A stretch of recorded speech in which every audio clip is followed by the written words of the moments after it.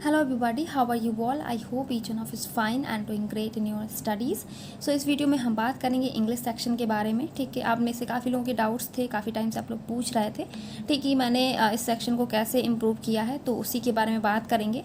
And जो भी बातें होंगी मेरे अपने जेन्युइन एक्सपीरियंस पे बेस्ड होंगी, जो मैंने किया है मैं वही बताऊँगी आपको। ठीक है, और मैं इसलिए ऐसा कह रही हूँ क्योंकि एक टाइम ऐसा भी था ठीक है कि मेरे मार्क्स मतलब बेकार नहीं, बहुत ही बेकार आते थे, एकदम वर्स्ट मार्क्स आते थे। ठीक है, मैं जितना भी अटेम्प्ट करती थी सब रॉन्ग ही हो जाते थे। ठीक है, लाइक ज़ीरो, ठीक है, माइनस में आते थे मार्क्स, -1 -2 -3 ऐसे ही मार्क्स आते, बहुत रेयरली होता था। तो भले ही वो भी 0.2575 ऐसे करके मार्क्स आते थे। ठीक है, तो ये एज अ बिगिनर मैं बता रही हूँ, जो मैंने स्टार्ट किया था तब की बात बता रही हूँ। ठीक है, कि एक टाइम ऐसा भी था कि ऐसे मार्क्स मेरे आते थे इंग्लिश सेक्शन में। एंड जब मैंने टॉपिक्स देखे थे, जो इंग्लिश सेक्शन के टॉपिक की बात करूँ मैं, जो भी होते हैं हमारे, ठीक है, नाउन, प्रोनाउन एंड एडजेक्टिव वगैरह, तो उनको लेके लाइक ऐसी थिंकिंग थी कि जो हम पढ़ते आ रहे हैं शुरू से 8th क्लास में, 9th में एंड 10th में जो हम पढ़ते आ रहे हैं ग्रामर पोर्शन, वही चीज़ें रहती थी, वही नाउन की डेफिनेशन, प्रोनाउन वगैरह। बट रियलिटी कुछ और ही थी। ठीक है, जब हम रियल एग्ज़ाम फेस करते हैं तब हमें चीज़ें पता चलती हैं मॉक टेस्ट वगैरह में। तो वैसे ही मुझे धीरे धीरे पता चला कि कैसे पैटर्न के क्वेश्चंस रहते हैं, कैसा क्या रहता है। ठीक है, तो उसी तरह जो भी मैंने चीज़ें की हैं, प्रैक्टिकल जो मैंने अप्रोच अपनाई है, ठीक है, वो उसी के बारे में बात करूँगी। एंड उससे पहले मैं आपको एक बुक के बारे में बता देती हूँ। ठीक है, ये है हमारी 4000 स्मार्ट क्वेश्चन बैंक। ठीक है, जिसमें आपको डिफ़िकल्टी लेवल से लेके चैप्टर वाइज सारे क्वेश्चंस आपको मिल जाएंगे। जो भी टॉपिक्स होते हैं हमारे इंग्लिश सेक्शन में, सारे टॉपिक्स इसमें कवर हैं। एंड सभी लेवल के आपके क्वेश्चंस देखने को मिलेंगे इसमें, लेवल 1, लेवल 2, लेवल 3। ठीक है, और इससे पहले भी मैं आपको कौन सेक्शन के बारे में बता चुकी हूँ, जो कौन की बुक थी इसमें की, वो मैं बता चुकी हूँ आपको। और ये है हमारी इंग्लिश सेक्शन की, जिसका लिंक मैं आपको डिस्क्रिप्शन में दे दूँगी, जो परचेज़ करना चाहे तो आप कर सकते हैं। ठीक है, एंड इसमें दो चीज़ें काफ़ी अच्छी हैं। ठीक है, लाइक हम जब ऑफलाइन प्रैक्टिस कर रहे होते हैं तो उसमें दो चीज़ें रहती हैं कि टाइम नहीं दिया रहता है, पहली चीज़। एंड जो क्वेश्चन आप कर रहे हो, अगर आपसे नहीं हो पा रहा है सॉल्व, तो आप नहीं पता कर पाते हो। ठीक है, नहीं सॉल्व हो रहा तो हम उस पर अपना दिमाग लगाए जाते हैं कि क्यों नहीं हो रहा है, क्यों नहीं रहा है। इस बुक में वो दोनों चीज़ें दी रखी हैं। ठीक है, कि आपको किस क्वेश्चन को कितना प्रॉपर टाइम देना है। एंड दूसरी चीज़, अगर कोई क्वेश्चन आपसे नहीं हो रहा है तो उसे कितने लोगों ने स्किप किया है, एंड आपको वो क्वेश्चन करना चाहिए, कितना टाइम देना चाहिए या नहीं देना चाहिए, वो सब चीज़ें इस बुक में अवेलेबल हैं, जो कि ऑफलाइन मटेरियल में हमें देखने को नहीं मिलता है। तो ये चीज़ अच्छी है इसमें कि आप टाइमिंग के साथ भी प्रैक्टिस कर सकते हो। अगर आपको ज़्यादा टाइम लगता है तो आप मिनिमाइज़ कर सकते हो। ठीक है, उस हिसाब से आप प्रैक्टिस कर सकते हो। उस बुक में दे रखा है। फिलहाल मैं तो इससे पैरा जंबल की प्रैक्टिस कर रही हूँ। ठीक है, क्योंकि इंग्लिश सेक्शन में मेरा पैरा जंबल थोड़ा दिक्कत करा अभी ये टॉपिक। ठीक है, कि इसमें मेरा फर्स्ट एंड लास्ट सेंटेंस तो हो जाता है, लेकिन बीच में जो मैं पेयर बना रही हूँ सेंटेंसेस में कहीं ना कहीं गड़बड़ कर जा रहा है। ठीक है, तो इसलिए मैं पैरा जंबल की प्रैक्टिस ऐसे कर रही हूँ। तो जो लोग चाहें तो आप इसमें सारे टॉपिक्स दे रखे हैं सिलेबस के, तो आप भी प्रैक्टिस कर सकते हो अपने इंग्लिश सेक्शन को इम्प्रूव करने के लिए। ठीक है, तो अभी बात करते हैं अपने इसी सेक्शन के बारे में। ठीक है, तो इंग्लिश में आपको क्या करना है, सबसे ज़्यादा आपको रीडिंग पे ध्यान देना है। रीडिंग आपको डेली करनी है। एंड ऐसा नहीं है कि जो लोग बोल रहे हैं कि आपको द हिंदू मतलब कंपलसरी आपको पढ़ना ही पढ़ना है। अगर आपको द हिंदू एडिटोरियल नहीं समझ में आता है तो आप उसकी जगह किसी और न्यूज़पेपर को भी सर्च कर सकते हो, लाइक इंडियन एक्सप्रेस हो गया, हमारा इकोनॉमिक टाइम्स हो गया। मीन्स ये कहने का है कि आपको जो अंडरस्टैंड, अब जिसको आप अच्छे से अंडरस्टैंड कर पाते हो, जिस लैंग्वेज को, आप उसको प्रेफर करिए। ठीक है, अगर आपको द हिंदू नहीं समझ में आता तो आपको उसको पढ़ने की ज़रूरत नहीं है। ठीक है, आपको जो समझ में आता है, एंड आर्टिकल भी आपको वही पढ़ना है जिसमें आपका इंटरेस्ट हो। ठीक है, ये नहीं कि आपने कुछ भी जो भी आर्टिकल आया आप उठा के लेके बैठ गए हैं। ठीक है, आप पढ़ रहे हैं लेकिन आपको समझ में नहीं आ रहा है पैरा कि कहना क्या चाह रहा है, तो पढ़ने का कोई मतलब नहीं। भले आप एक ही पैरा पढ़िए, लेकिन आप उसको अच्छे से अंडरस्टैंड करके पढ़िए कि आपको चीज़ें समझ में आ रही हैं कि पैराग्राफ में कहा क्या जा रहा है। ठीक है, वो बहुत इंपॉर्टेंट है कि स्पीड के साथ साथ, रीडिंग की स्पीड के साथ साथ आपकी अंडरस्टैंडिंग भी डेवलप होती रहे साथ में। ठीक है, तो आपको ये करना है रीडिंग में साथ ही साथ। ठीक है, तो स्पीड भी उसकी, रीडिंग की स्पीड भी आपकी इससे बढ़ेगी और आपकी अंडरस्टैंडिंग भी। ठीक है, और ये न्यूज़पेपर के अलावा वो रीडिंग में आप बुक भी ले सकते हो, नॉवल भी ले सकते हो। जैसे कि मैंने भी 2-3 नॉवेल्स मंगाई हैं। ठीक है, मैं उनको रीड कर रही हूँ।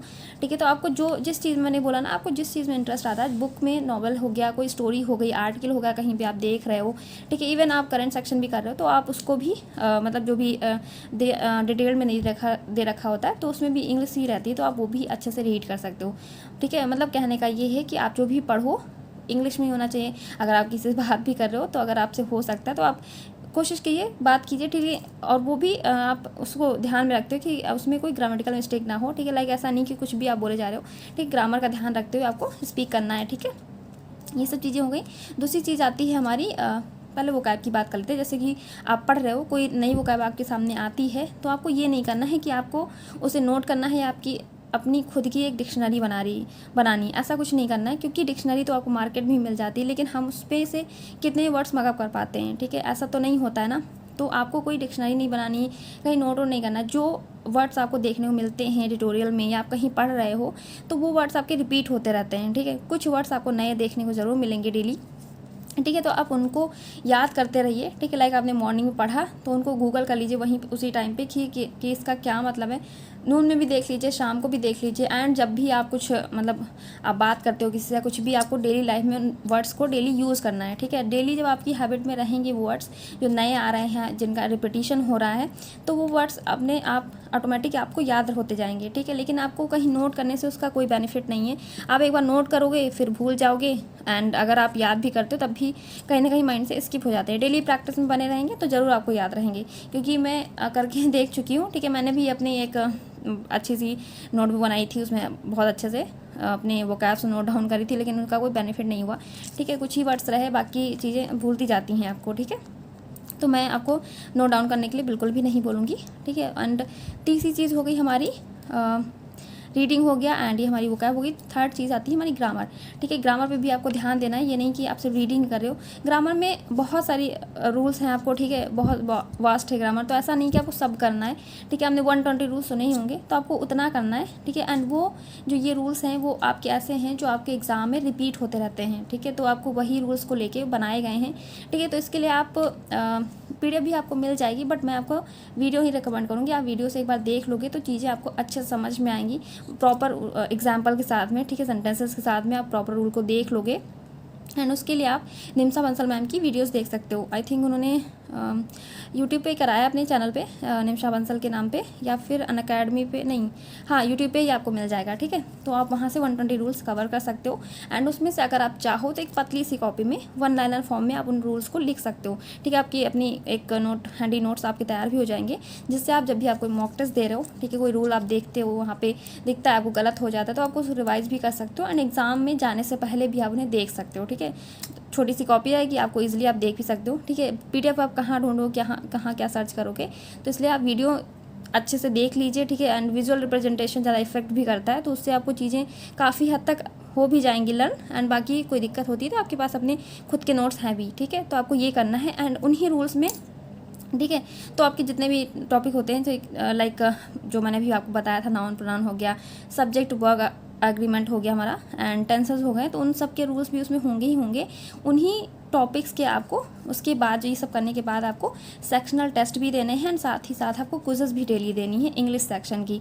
लाइक मान लीजिए इंग्लिश सेक्शन में आपका कोई मतलब वैसे ही आप इम्प्रूव करने ही चले हो, ठीक है, सारा ही कुछ, तो सारे टॉपिक्स को आपको लेके चलना है। लेकिन कुछ होता है कि कुछ आपके चैप्टर से, मेरा पैराजंबल जैसे मैंने आपको बताया इंग्लिश सेक्शन में, तो आपको टॉपिक वाइज भी टेस्ट मिल जाएंगे, जो भी टेस्ट सीरीज आपके पास है। अगर नहीं है तो टेक्स्ट बुक पे पता ही होगा आपको, सारे टॉपिक वाइज टेस्ट अवेलेबल हैं, ठीक है। एंड आई थिंक ग्रेडा पे भी हैं, अड्डा पे भी, अड्डा पे मैंने तो नहीं चेक किया है, लेकिन हाँ टेक्स्ट बुक भी मैंने देखा था, एंड प्रैक्टिस मॉक में भी आपको मिल जाएंगे।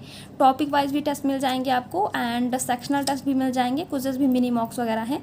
तो कंटेंट की कमी नहीं है, आपको सिर्फ प्रैक्टिस करनी है, ठीक है। तो डेली कोशिश कीजिए 2 से 3 आपको सेक्शनल टेस्ट देने हैं, देन उनकी प्रॉपर एनालिसिस भी करनी है, ठीक है। एंड उन एनालिसिस के साथ में आपको ये भी देखना है कि जो क्वेश्चंस आपने स्किप किए हैं, जो रॉन्ग किए हैं, उनके साथ साथ जो आपने क्वेश्चंस राइट किए हैं उन्हें भी एनालिसिस करना है। लाइक जो आपने रूल लगाया है, जो मान लीजिए ग्रामर का कोई क्वेश्चन है तो वही रूल है जो आपने पढ़ रखा है, जो आपने अप्रोच लगाई थी वही है, या कुछ डिफरेंट दे रखा है, इसके लिए आपको एनालिसिस करने की ज़रूरत है, ठीक है। बाकी अगर आपसे रीडिंग कॉम्प्रिहेंशन आपने स्किप किया है उसमें टेस्ट में, तो वो भी आपको प्रॉपर एनालिसिस करते टाइम में उसको देखना है, अच्छे से उसके क्वेश्चंस देखने हैं और उसको अच्छे से रीड करके सॉल्व करना है, ठीक है। और जो बाकी आप जो आपने क्वेश्चंस स्किप किए हैं, जो रॉन्ग किए, वो तो आपको अच्छे से मतलब प्रॉपर एनालिसिस एक तरीके से करनी है। और जो टॉपिक वाइज टेस्ट मैंने आपको बताए हैं सबसे ज़्यादा, तो उनकी करनी है। लाइक टेंसेस सबसे ज़्यादा आपको ध्यान देने की ज़रूरत है। टेंस हो गया हमारा, सब्जेक्ट वर्ब एग्रीमेंट हो गया, तो इस तरीके टॉपिक वाइज टेस्ट भी आपको मिल जाएंगे। तो उससे क्या रहेगा ना, जब आप सारे ग्रामर के आप रूल एक बार पढ़ोगे तो उनके टॉपिक वाइज टेस्ट दे लोगे, ठीक है, तो उससे क्या रहेगा ना कि आपके 20-25 क्वेश्चन अगर आपके डेली प्रैक्टिस होंगे तो दिमाग में ऑटोमेटिक आपके रूल्स भी बैठने लगेंगे, ठीक है, आपकी प्रैक्टिस होगी, धीरे धीरे आपकी कमांड भी बनेगी चीज़ों में, ठीक है। एंड आपको रीडिंग तो स्किप ही नहीं करनी, रीडिंग आपको डेली करनी है, ठीक है, चीज़ों को समझ के पढ़ना है। जब आपकी हैबिट बनने लगेगी, आपकी स्पीड भी लगने लगेगी कि आपको हाँ आ रही हैं चीज़ें, तब धीरे धीरे आपको स्किपिंग सीखनी है। लाइक अगर आप कोई पैराग्राफ पढ़ रहे हो, ठीक है, कोई आर्टिकल आपने पिक किया, ठीक है, आप रीड कर रहे हो तो उसको कोशिश करिए जंप करके पढ़ने की, ठीक है, कि एक एक लाइन पढ़ रहे हैं आप, बीच बीच में स्किप करके, कि आपने एक टाइटल पढ़ लिया कि बीच बीच में क्या कह रहा है तो आपको पूरा रीड करने की जरूरत नहीं है, आप थोड़े से लाइनें आपको पिक करनी, सेंटेंसेस पिक करने, उसी से आपको एक आइडिया लगाना कि पैराग्राफ किस चीज़ के बारे में बात कर रहा है, ठीक है। तो इससे आपके जो आरसी के क्वेश्चंस हैं वो इजीली जल्दी हो जाएंगे, ठीक है। तो जब धीरे धीरे आपकी मतलब अंडरस्टैंडिंग बनने लगेगी, आपकी स्पीड अच्छी हो जाएगी, तो इस पर आपको बाद में वर्क करना है, पहले तो आपको डेली रीडिंग करनी है, ठीक है। तो इन सब 3-4 चीज़ों को आपको डेली करना है, किसी चीज़ को स्किप नहीं करना है, ठीक है, प्रॉपर करते रहिए। एंड हाँ, उसके साथ साथ आपको बहुत पेशेंस रखने की भी ज़रूरत है। लाइक ये नहीं है कि आपने हफ्ते भर किया, ठीक है, एंड 15 दिन किया, फिर आप कह रहे हो कि कोई इंप्रूवमेंट नहीं हो रहा, तो आपने स्किप कर दिया कि नहीं कोई इंप्रूवमेंट नहीं हो रहा, तो आपको रीडिंग भी नहीं करनी है, आप प्रैक्टिस भी आपने करना छोड़ दिया, तो आपको ऐसा नहीं करना है। देखिए इंग्लिश एक लैंग्वेज है, तो आपको धीरे धीरे ही आएगी, उसको आपको थोड़ा टाइम देना पड़ेगा, ठीक है। कोई ऐसा तो है नहीं कि आप कैलकुलेशन कर रहे हो या पजल में आप अपनी प्रैक्टिस कर रहे हो तो आपको ईजिली आ गया, ठीक है, मतलब प्रैक्टिस किया आपने, स्पीड आपकी बूस्ट हो गई, ऐसा नहीं है। लैंग्वेज है तो सीखने में टाइम लगेगा, उसके लिए आपको पेशेंस की ज़रूरत है, ठीक है। तो थोड़ा टाइम दीजिए, प्रैक्टिस करते रहिए, ठीक है। बट हाँ 1 मंथ में आपको इंप्रूवमेंट देखने को ज़रूर मिलेगा, बस ध्यान से करते रहिए, ठीक है, जो भी आप कर रहे हो, ठीक है, फोकस के साथ करिए, ठीक है। बाकी आपको कोई और डाउट होता है, कोई क्वेरी होती है तो आप कमेंट सेक्शन में ज़रूर बताइएगा, बट इन सब चीज़ों को फॉलो कीजिए, ठीक है, आपको चीज़ें इंप्रूव होती हुई दिखेंगी। Thank you everybody and have a good day. And yes, link आपको बुक का डिस्क्रिप्शन बॉक्स में मिल जाएगा, ठीक है। आपको लगता है किसी इंग्लिश के सारे टॉपिक्स इसमें दे रखे हैं, आपको लगता है कहीं पे कोई गड़बड़ी है या कोई चैप्टर आपका वीक है, तो आप इससे अच्छे से प्रैक्टिस कर सकते हो, बहुत अच्छे लेवल के क्वेश्चन दे रखे हैं इसमें, ठीक है। Thank you.